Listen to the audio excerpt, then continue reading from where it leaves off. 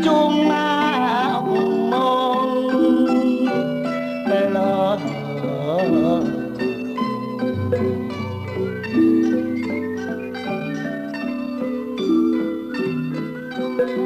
anane wong lanang gak tau molene kene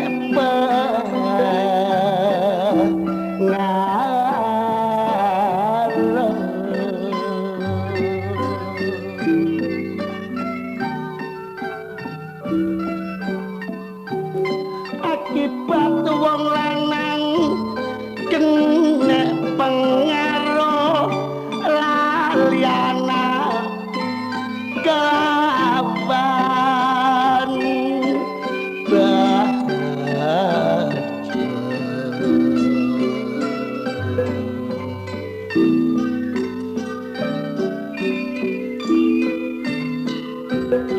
tekane lunga wong wedok dijajari longgo omong nang omong rundingan waya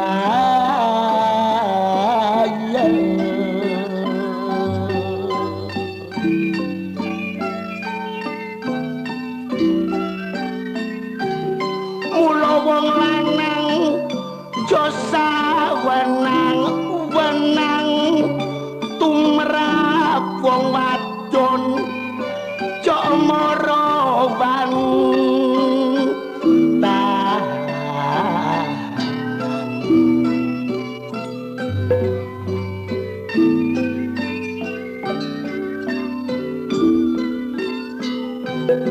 hukume agama ana larangan wong wadon gak kene gawe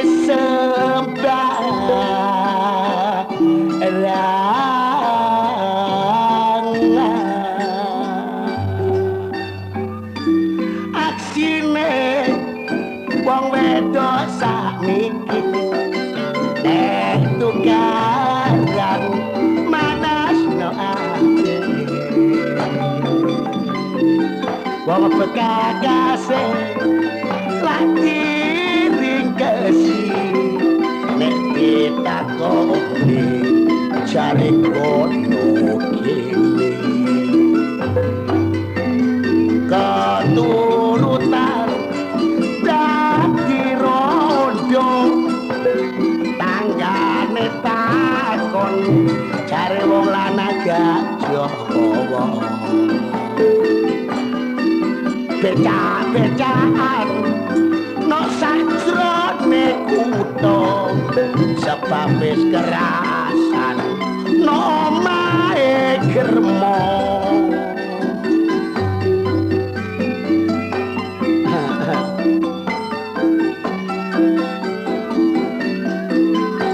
Irian Jaya wilayah itu menawi lepat ngon pangat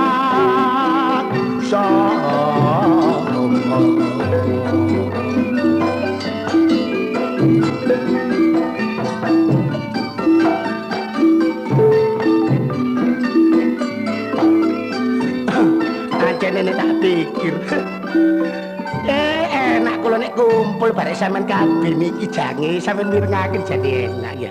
Tapi gak enake mikirno masalah rumah tangga napa malih kula nek pun ngene griya dhewe. Pundi mikirno bojo, pundi mikirno kebutuhan sehari-hari. Alah. Enake ngomong rek gak kaya ana kancane wis ana paribasan. Putih beras gak saro disosok gosok ginosok barek kancane bener omong itu girin. Dadi tugiren sing beneraken tapi kancane sing benerno. Lho ngene iki se ya metu gapur ta metu sarbini lho sapa klebang-klebang. Pur. Waras ngono. Iso lek pendungamu waras, Pur. Wah, aku penting barek awakmu. Iya. Tak goleki awakmu, Cik. Angel apa pindah ta ya apa sih? Oh, ana pantese, Cak. Nek Iya. peno neleki omahku gak metuk utawa peno lali bare omahku sebab wis 3 tahun peno gak nang nggon omahku ya. Iya, paling Iya, 3 tahun. iya. Lah mosok lali ya lho nggone kulone stasiun. Lah iku lak Iya. abene aku sing rono iki ya. Iya. Sik 3 tahun sing kepungkur lak omahe cilik. Iya. Lah saiki kok malih omahe ganti omah gedhong tak nggih lak omahe Cina iku. Dedek Pur, sing penting kan objeke aja. Iya, dah. iya. Objek asalkan objek bener ya. Iya. Ana nggone kulone stasiun ya rega jampi sih omahku. Iya. Ya iku omah tak bangun wis Pur. Lho omah cilik iku. Iya, Ya tak syukur bangun, ta. iya, Aku iya. melu seneng lak pernah Iya, iya, iso iya. bangun omah. Iya. Tapi potongane kok ora padha karo tangga-tangga. Cocok barek kemajuan zaman saiki ya. Iya. Iku ngono potongan omah PKK. PKK. Iya PKK. Percaya. Iya iya iya. Heeh. Heeh. Terus omah ngono ki ya ono artine. Lho ana artine, Pur. Oh, Omah sing PKK ngono iku lak modele model Surabaya aja, Iya. model Jakarta.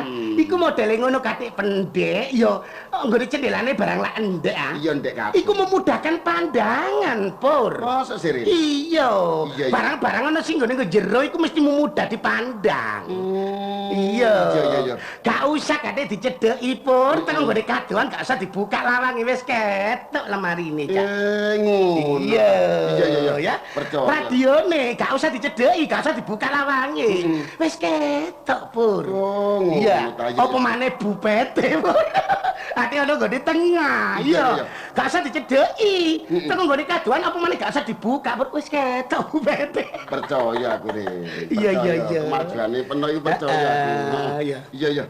Heeh. Lho, peno nek tak omongi bupet ngono sawangane kok rada mesengut ngene ya, Mas. Yo gambar sengut mana sih Ren? Lho lha apa nduk bupet nduk tengah ketok teko kaguan Ngene, iki. omong aku aja peno aja trimo peno negatif. Sing Iya, iya. penting sak ngene. Iki yo gak negatif ning positif. Ngene sih, Pur. Ya, apa? Sing tak maksud bupet iki saiki modele yo. Iya, iya. Modele arek wedok kene gak ketinggalan, Pur. Iya, iya. Modele roki katik pendek-pendek. Iya, cocok Ren. Iya deh. Heeh. Teko kadoan, Pur. Gak usah dicedheki upo gak usah dibuka. Wis ketok bupete. Percaya aku. Iya, iya. Tanggit lak ngono mah. Oh, titik. Sing tak maksud bupete lak ngene ya. Saiki Iya, lak iya. modele kain Pur. Iya, iya. Kadang-kadang ngerok sing cekak. Ana nggone kiwa gambar menjangan ya. Ana nggone tengen kadang-kadang gambar macan. Iya. Sing tengah iki lho gambar bupet. Ngono sih maksud. Waduh aku tenang buri Ren. Iya. Peno gak ono bojo peno gak ono adane Iya, iya. waduh kon niku sugih gak gelem ngomong kancane kan tuku TV bareng kon niku Ren. Ya apa? Tuku TV bareng. Walah, lah nang ngone TV bareng sih Pur didik TV ku. Lah iku Pur. nduk pojokan ana panjeran ta Ren niku. Iku duduk TV panjerane manuk. Manuk apa sih Ren? Manuk berkutut. Lah sing delewer iku didik kabel iku. Tak ngelak kabel iku. Oh, iku lho tamper plastik iku. Alah, ya percaya. Iya. Aku tenuk mburi peno gak ono, bojo peno gak ono ya. Nang di pasar antarane. Iya. Terus kecetuk arek lanang iki lho, anak peno iki lho. Oh iya Dwi Ribut Supriyono. Iya ribut iku lho. Le lha apa le? Niki napa le ngono. Mari ngono manukmu iki lho Rin. Manukmu iki terus dikerek. Mari dikerek terus didukne karo anak peno iku.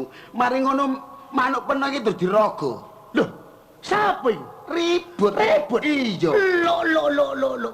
Aku wis ngomong nang ngene rebut kon nakal oleh nakal nak Iya. ning aja sampe ngerogo manuke bapak aku ngono arek. Pancasila lancak. Manukku dirogo. Iya, Rin. Lo. Mari ngono dirogo ya. Iya, ya. Terus dileb-lebno nduk sumur Rin. Didusi. Iya didusin jedindine kabeh manukmu. Duh, aku wis ngomong, bot peno nakal ya nakal nak ning aja pisan-pisan kon ngedusi manuke bapak. Aku ngono arek. Wis penomong iki. Wis wampun. Mari ngono ya. Mari nyeteter iki terus digondok panasan dipepe mari dipepe diwehi dipakani gak gelem mangan. Rin. Lho loro antarane. Loro wis iki wis. Mari ngono ya. Iya.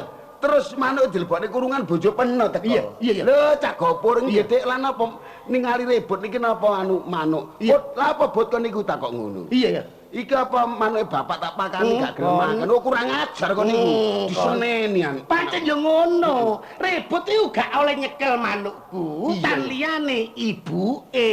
Percaya. Iya. Mari ngono manuk iki dicekel karo bojo peno ya. Iya. Mari ngono dipakani kok gelem mangan. Oh gak loro nek ngono. Ya syukuran ya gak loro. Dipakani anak peno gak gelem mangan. Pancen yo ngono Pur. Manukku nek dikemangan barek bojoku iku gak gelem, tapi nek nek dikei mangan anakku gak gelem, tapi nek dikei mangan bojoku pancen atuke. Wis kulinane apa saka pakulinan. Bendina sing makani anakmu. Iya, ben percaya. Lah terus gunane manuk iku apa? Lho, gunane manuk iku akeh, Pur. Iku gak ana bangsa Arab, gak ana bangsa peno bare aku. Gak ana bangsa Tionghoa iku seneng nganggone manuk, soale manuk iku nunggal-nunggale iku ya ana katuranggane. Murah tak teko kadoan tak delok. Waduh Ren, manukmu cek gedine. Bosok tak jedeki Ren, cek wedi manukmu Ren. Apane? Waduh duwase cek gedine manukmu Ren. Kate anggunge ya kong Ren. Iya ya.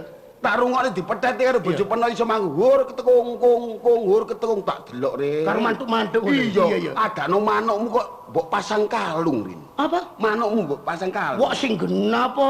Oh, titik kalung iku. Lah apa? Wulu. Wulu ketok blorok iya blorok wulu. Tak kira kalung. Dede. Iya. Iya. Lah nek wis duwe manuk iku aja ngono nggone manuk tok senenge. Apa, Rin? Kudu ya duwe kethek, Lho lek Pur. duwe kethek, Kudu duwe jaran. lho lek duwe jaran, Kudu duwe macan, lho lek Pur. duwe kabeh. Kudu ngedekno kebon binatang. Lho kok malah kebon. Kone lah apa kok ndredet takone kene. Menawa lek ono gandengan. Lah, sejene teko duwe iku mau apa si kewan? Iki kudu ana gandengane. Sing diarani keris iki ana ionine. Modele keris ki akeh. Ya, oke, iya. Apa ana rek? Ana keris luk 3 Pur, ana sing luk 5 Pur, Iya. ana sing luk 7, ana sing luk 9. Oh, ngono ta. Iya. Lho lek luk 3 gandengane. Kudu luk 5, Cak. Lho lek luk 5. Kudu gandengan luk 7, Lho lek luk 7 gandengane. kudu gandengan luk 9. Lho lek luk cici. Cilo Cino, Aluk bapak balo londo, agem bili. kacang Cino, Kolak suun. elongmu tepos.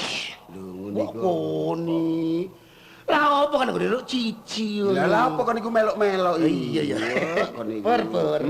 Panase kaya ngene ya Iya, saya ya. Rin. Ngomong antarane wong loro sing diarepno akeh. Iya. Bener kanca loro gak kaya kanca telu, bener kanca telu gak kaya kanca Kanca papat papat. ya. Apa? Aku semayan bare Sarbine nang ngene kene. Ngono ta? Iya. Lah Iki iku- dilukas mesti medhot. Lha kok kledang-kledang. Nih. Wani.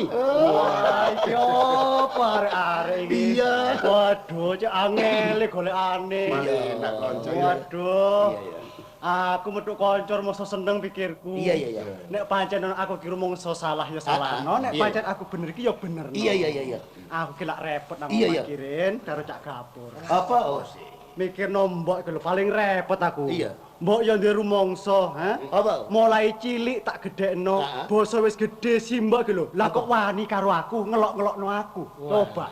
Hah? Mbok peno. Iya, cak iki ngene ya. Iku sing salah dudu mbok peno, sing salah peno. Soale mbok peno nyeneni cilik digedhekno besok gedhe bisa balas karo wong tua maksude ki ngono.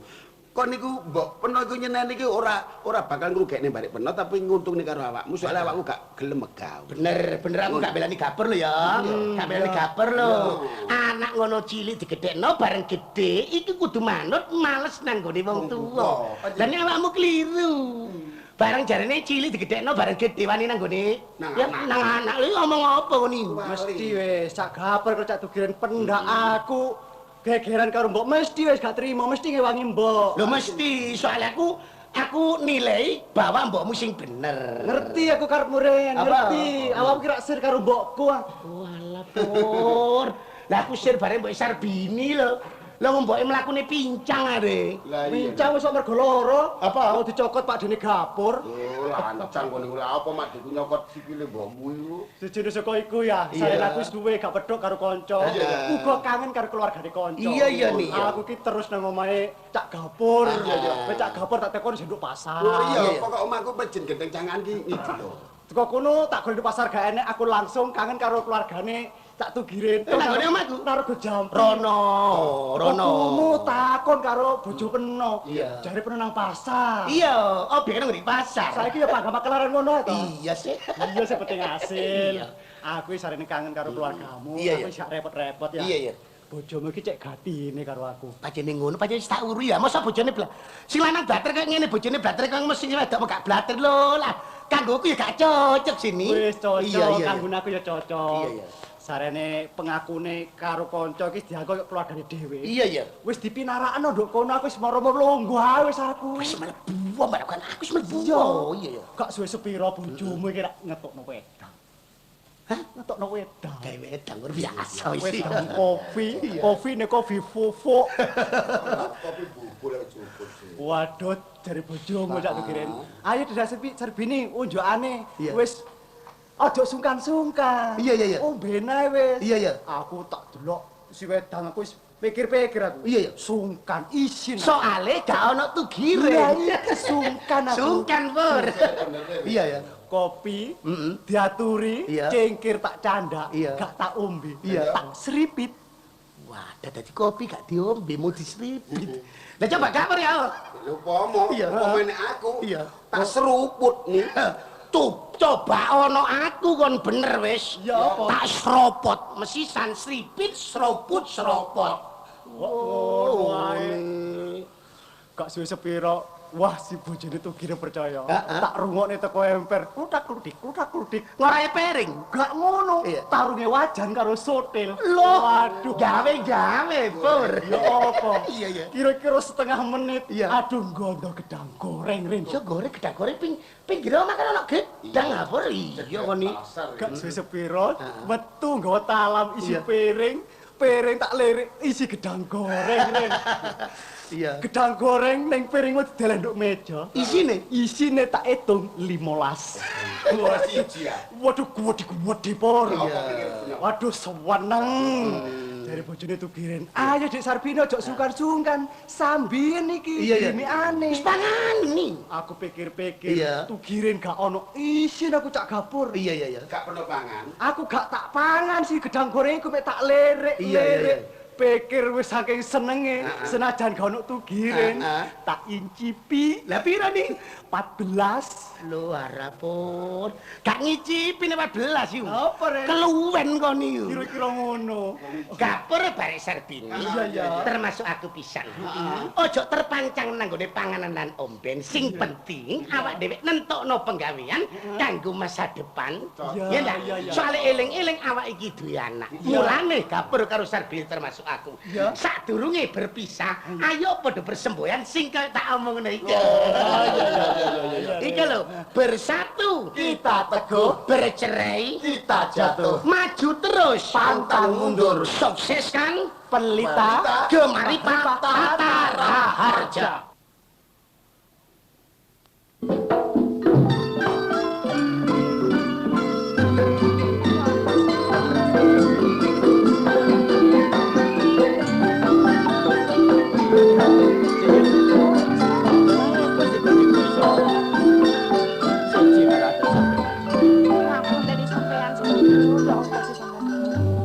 Aku rak wis kondo ta.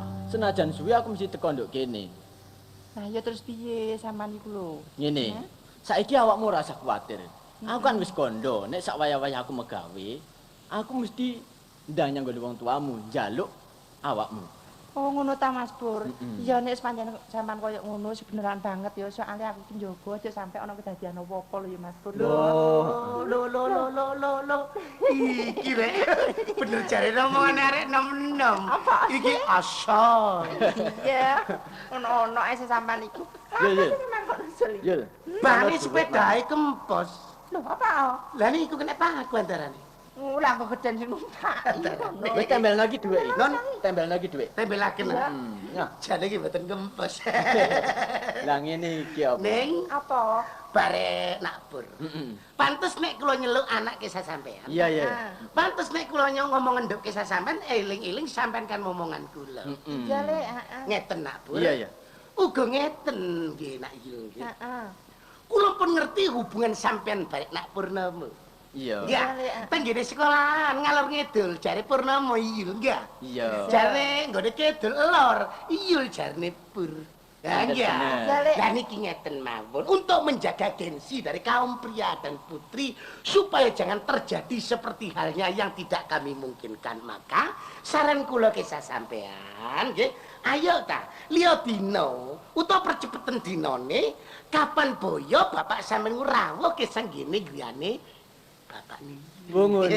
Matur nuwun. Ya omonganmu sing koyo ngono iku lek sing tak teni. Nggih. Nasihat-nasihatmu iku pancen arep tak terapno. Nggih. yang isi hatiku. Kula ngerti, kula sanggup mendukung. Secara lahiriah kula niki saksine, ning batinnya aduan cinta terserah tiang kali. Lah saiki seksenono pisan. Nggih. Aku sawaya-waya itu pegawean. Aku ndak ngakono nyang omah wong tuane. Matur nuwun. Coy, matur nuwun. Masa depan sekali. Terus kami ae Pak. Terus ki ya saya mau ngene sepeda. Oh iya, iya. Bu, Napa to, Pak? rene coba. Napa? Kene iki kursi kene. Iki ngene. Piye? Aku arep kondo karo sampeyan ya. Si jenenge anak muyul iku kudu sedina rong dina iki bergaule karo kanca kancane sing sekolah kuwi kudu dikurangi. Iya, Pak. Wis 10 dina iki si anak muyul kuwi dilamar karo Den Mas Margono. Iya, Pak, bocahku ya wis tak kandhani, tak penging dolan wae yo. Wis ning omah. Monggo. Monggo. Sinten?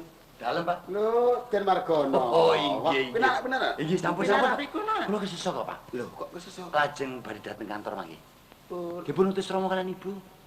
dipun lutus Rama. Menika ngaturaken menika kangge Dik Yul. Lah kok nggih wonten-wonten kemawon. Sampun. Sampun. Menika Rama kalian Ibu, Pak. Wonten Oh, kemawon. nggih. Tugirin wonten. Wonten. Lho, Mas. Oh, iya. Den.